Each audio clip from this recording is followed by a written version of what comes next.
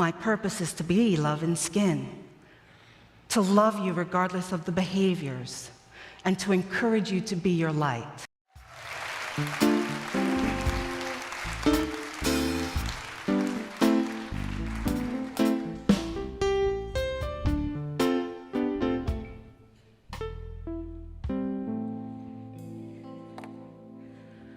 Welcome back, Celebration in the band, baby. Woo! Thank you. I heard they were a splash in Nashville. That's where they were. So welcome back. You were missed. And we had a beautiful Sunday last Sunday with Carissa belting out some beautiful tunes as well. Oh my gosh. Austin, Unity Church of the Hills. We got a lot going on here.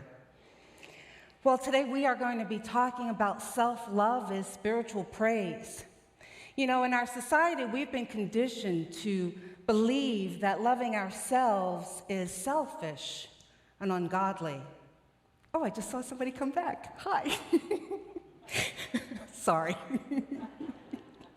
And then we come to unity, and we discover that self-care and self-love are not only important, but vital to our spiritual growth. You know, when I first got to Unity, it was about over 30 years ago. Yeah, I'm dating myself.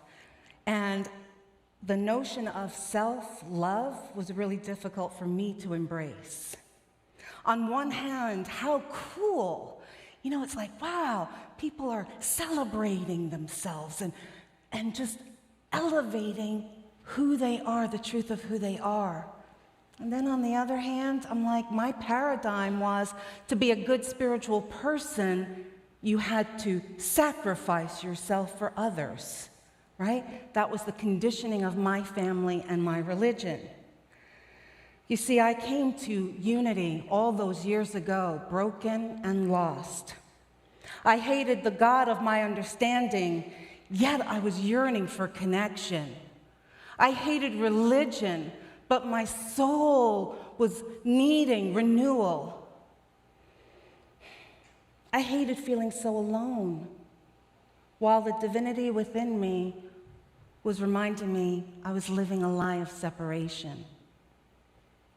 And I was so filled with self-loathing at that time. I couldn't wrap my head around the idea of loving me.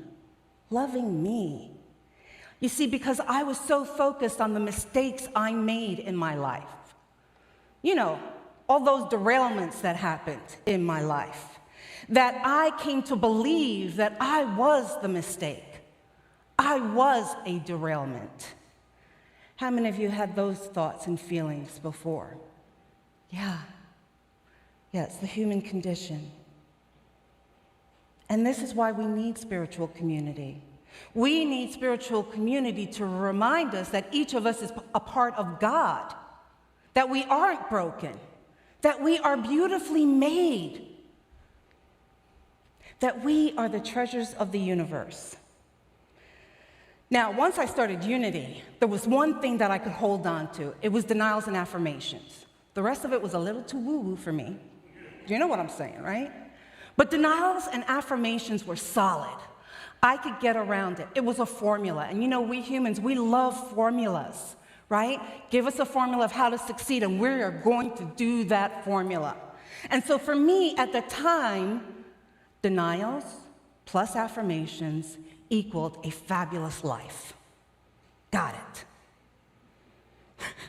And I loved it because I could see, I could grasp that I could release these negative thoughts, these thoughts that were not of love. I could look at all those tapes that I internalized that made me feel less than and wrong, and I could refute their truth and power. It was a time of renewal and hope for me. And then I could create with affirmations, right? I could remind myself that I am beautifully made and God doesn't make junk, right? And then over time, I started to get this feeling of deserving, that I could have a wonderful life. And so what do you think is the next spiritual thing that I learned that I worked with. It was the law of attraction. That's usually kind of like the next thing that kind of opens up for us, right? The spiritual law of attraction. And so I had so much fun and energy creating green lights on my drive, the parking spaces that would be there just for me when I'm ready, right? And then I stretched a little bit more, and it was, okay, having a partner in my life, or acquiring some goal, right? So all of these, and those were kind of nice little stretches. But here's the tricky part. They're all basic spiritual principles. Did you hear me? Oh, she did say that. She says they were like basic. Yes, I did. They are basic. Think of them as second-year classes when you're at a four-year institution. Getting it? Do I still use them today? Yes. Yes, I do. But I don't use them the same way that I used to. You see, before, they were my lifeline. I held on. I used them constantly. That's all I had. Today, they are a hammer in my toolbox. Now I'm preaching. A hammer in my toolbox. What do I mean by that? I mean that in our toolboxes, right, we have hammers in our toolboxes. They are a basic blunt force tool. But if I'm doing a ceiling fan installation or changing the knobs on the light switches, I can't use a hammer for that, can I? So similarly, when we look at this spiritually, denials and affirmations, I use them, but I use them when I'm in a particularly hard-to-shift looping thought. Got it? You see, when our movement was starting, these concepts were revolutionary. And today they are still useful and a solid tool for us to use. But the question is, are they your most precious tools? Or have you added to your toolbox? And here's the deep question. When you say you've been in unity and new thought for 5, 10, 20 years, do you mean you're doing the work to continually stretch your spiritual muscles, to evolve your consciousness? Or are you repeating the first year over and over again? Because there's a big difference there, my friends. So the reason I'm having this conversation with you is to be able to say that right sounding, we learn the right things to say, the unity things to say. And just because we know how to say them doesn't mean that spiritual transformation has happened. Transformation comes from us spiritually stretching our muscles, learning, evolving our consciousness, embodying the divine, being love in all we say and do. And that work takes more than a hammer. Can I get an amen on that? Amen. You see, knowing the truth of what we are and loving oneself doesn't come from a place of ego. It comes from the soul's knowing. Now, often the ego gets a bad rap, right? It's like we get spiritual and we're like, get rid of the ego, get rid of the ego. No, it's not about getting rid of the ego. It's about reclaiming it in a different way. You see, the ego is necessary for us to maneuver here, to navigate on this plane of existence. We need it. But the ego, like the mind, are to be used as tools, not as definitions of who we are. Got it? Ever have a conversation with somebody who knows it all? And they want you to know they know it all? What thoughts come to mind about that experience when you're engaging with them? And don't use any names. Shout out. What you got? What experiences come to mind? Frustration? Escape. Good. What else? Boredom? Condescending? Loss of energy, yeah. What else? Good, yeah. We have those feelings because we know on a cellular level that when we are clear in knowing the truth of what and who we are, that we're divinity in skin, we are love and loved, that we don't have to prove to anyone our worth. Correct? Conversely, ever talk to somebody who's a victim? They share how wrong they have been, right? How they have been wronged. And then someone, of course, has to be blamed. And when you engage with a person like this, once again, no names, what thoughts come to mind? What do you think of? Wear you out. Sadness? Sadness, yes. What else? Exhaustion, thank you. Yeah. All right. Because what do we know again? On a cellular level, right? On a cellular level, we know that in our truth, if we know who and what we are in divinity, as divinity in skin, that we are love and loved, then there's no need to prove to someone that we are lovable, right? So on either side of that equation, it boils down to self-love, self-love.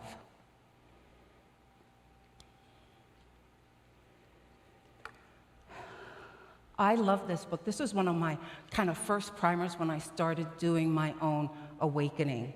And it is Love is the Answer, Creating Positive Relationships. And it's by Gerald Jampolsky and Diane Cirincione.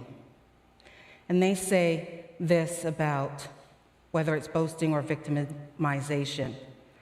Our own unloving thoughts about ourselves hurt us. Once again, projection is a mirror and not a fact. We often choose relationships that are perfect reflections of the belief that we are not deserving of love. Then we mold and manipulate these relationships to match our inner perceptions. Sound familiar? I don't know about you, but how many times have you been in a relationship with the same person but different faces? Because I know I have, right? Thank you. Yes. So we're having this conversation, my friends, because I want you to have amazing lives and amazing relationships. And the only way that I know how to support you in this is to encourage you to stretch and grow. Why do you think we have at least 4 times a year different kinds of classes for you to take? Right? We offer these things to help you to learn, to stretch, to grow. Now, we're in the season of radical renewal, and as Reggie mentioned before, we are going to be working with nonviolent communication. And I just want to take a pause for a moment and say, if you've taken NVC and you go, oh, I've taken that already, so I don't need to do that now. I'm telling you, this is a radical new class that's been developed by Sandra Vella, LUT candidate, almost complete by the end of the year, and the education team, which consists of Rick Busby, Linda Hancock, and Anita Farrell. It's experiential. It's going to be using some building blocks to give you practice on using it. Because having all of that knowledge up here, but then not being able to engage with someone in love and kindness, I don't know why take a class then, right? Okay, so the purpose of this is really for us to be able to engage with each other in new ways, in ways of respect, of love, of kindness, while taking responsibility for our own emotions. So we no longer have to use the phrase, "you made me feel mad," right? Because we're responsible for our emotions. The other aside that I want to give on this is that I expect every leader in this community to take this class. Every leader. So if you're on the board of directors, I expect you to take this class. If you're leading a committee, I expect you to take this class.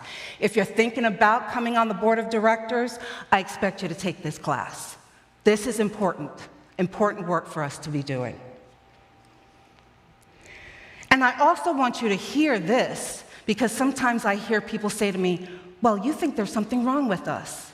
And I'm like, no. I think that you're wonderful. I think that you're perfect. And I am here to support you in being the highest that you can, both emotionally and spiritually. That's my job. Do you hear the difference? Okay, thank you. Somebody said yes.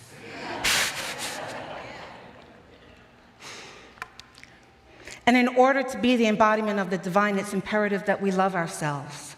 It is imperative that we love ourselves. And once again, love ourselves not from ego, but love ourselves unconditionally from our divinity, right? We get a chance to start right now, today, to stop recreating the dramas in our lives. Because once we are filled up with unconditional love, it can't help but spill over on everyone and everything around us. That's the ripple effect. That's how we change lives. The problems come when we try to be loving and kind towards others, but we got nothing in the tank. We don't even love ourselves. How are we going to love somebody else? RuPaul in the house. Okay. But the question comes, how does this work? How does this work? How do we move from the societal definitions of what loving ourselves has meant, right, which is really ego stroking, let's call it what it is, to creating a practice of self-love from divinity. Self-love from divinity. Why do we care? Why do we want to do this work? Because self-love from our divine consciousness is spiritual praise. Did you hear that? It's spiritual praise. Now, according to the guides who wrote The Kingdom in Paul Selig's book, they start us on that path of discovery, and they say this: to comprehend the self in knowing does not displace the egoic structure. It actually reclaims it as of God and allows it to live in its own agreement that in some ways has been usurped by its higher being.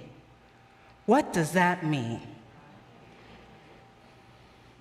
When we start doing this spiritual work, our ego immediately goes into this sense of, I'm going to die, and I'm not going to die. And so it kicks up all of this resistance. And there's a lot of thoughts that happen with this, and it creates anxiety and dissonance within us. The ego wants to survive, but the ego doesn't have to die. The ego doesn't have to die. It's simply reclaimed by the divine into what it was always meant to be: a tool. A tool to support you in navigating this realm with easy shortcuts. This is how we make things new again. You following? So the guides remind us that our ego is of God. There is no thing that is not of God, right? We say that all the time. But our ego's been contaminated by our indoctrination on this planet because we believe in separation and division. And when we do that, we're claiming our shadow as opposed to our light. The guides also write this: all things are of God, all things, everything must be. The denial of the light is what claims you in shadow. The denial of the inherent divinity in anyone or anything puts it in shadow and calls you to its side. You live in a ruined kingdom, thinking it's splendorous. When a ruin stands before you, know God as the ruin, and see the ruin remade in an articulated state of a degree that the small self, the ego, cannot imagine. Booyah. Powerful stuff. Loving all aspects of ourselves is crucial to loving God. There is no thing God is not. We say it over and over again. So you feel horrible because you lied or you judged someone. Give yourself the gift of compassion. Make amends. Make amends and reclaim your truth, right? The behavior isn't what and who you are. That's not your truth.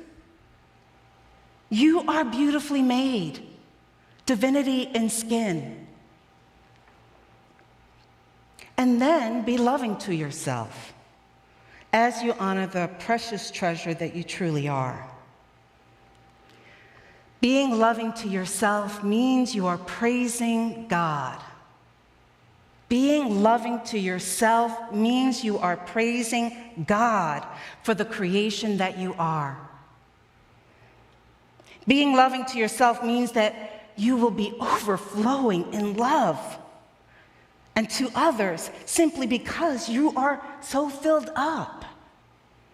So I want to share a story with you that, you know what I did? I left it in my bag. Do you mind getting it for me? So I'm going to share a story with you in just a moment.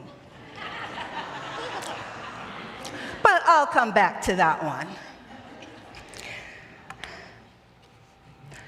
Most of you got a card when you came in, a business card, and it talks about loving. And these are tips on how you can stay in loving consciousness with yourself. All right? So I want this to be in your wallet. Thank you, love. To be in your wallet. To be given out whenever you need it. So if you need another one, get it on the way out. Because there are tips. Loving, right? So let go of the past. Let go of the mistakes. Let go of the errors. Whatever happened in your past brought you here to this moment. Brought you here to this moment. Helped you to be the divine being that you are. Oh, open your heart to divinity. So even if you're having some difficulty with someone, you can choose to open your heart and see the divinity within them. Yes? Thank you. Visualize. Visualize yourself as the light of God. If you are the light of God and you see yourself walking as the light of God, oh my gosh, how much love are you generating, right? Unconditional love. Then imagine unlimited love flows in and overflows to everyone around you. And now is the time. Not what happened with X 6 months ago, not what could happen tomorrow or a week from now. Here, in this present moment. All is well. All is well. And then give love freely without reward. Simply because I love you doesn't mean that you have to love me back. It'd be nice, right? I'm not going to lie, it'd be nice.